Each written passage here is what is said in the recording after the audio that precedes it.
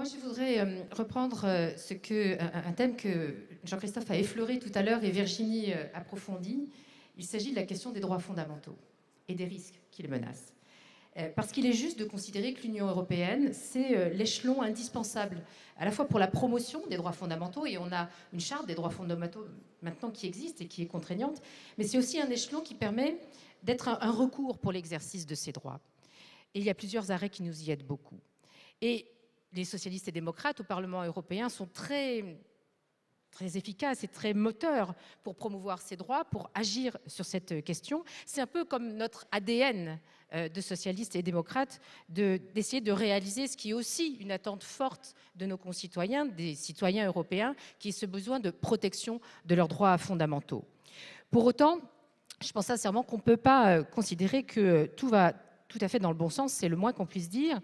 Et tout le monde ne fait pas des pas de géant en la matière, ni dans les États membres pris en particulier, ni dans l'Union européenne pris en général.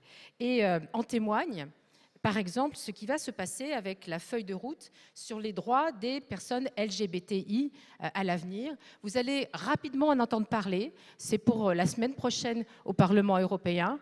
Il s'agit de la feuille de route qui porte le nom d'une députée allemande, Madame Lunacek.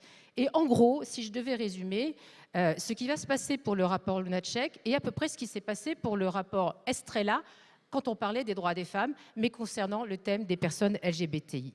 C'est-à-dire que ce texte qui fait le relevé de ce qui ne va pas bien, des peurs, de l'isolement et quelquefois du harcèlement que les personnes ont concernant leur orientation sexuelle, ce texte qui met en garde contre des dérives, ce texte qui met en perspective justement un plan d'action au plan européen pour lutter contre l'homophobie, pour lutter contre la transphobie, des choses très réfléchies et tranquille, allais-je dire.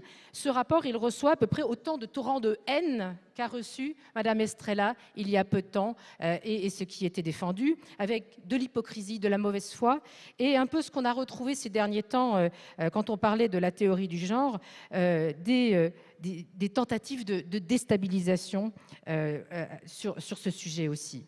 Et le pire, c'est que quelquefois, un écho est donné très favorable à ces torrents de haine. Donc on voit qu'il y a beaucoup encore de fragilité aussi sur ces droits fondamentaux et qu'il y a des risques avec les effets de la crise, avec le repli sur soi et avec les égoïsmes qui courent sur ce sujet. Donc si je devais résumer plusieurs suggestions, je n'en retiendrai qu'une seule.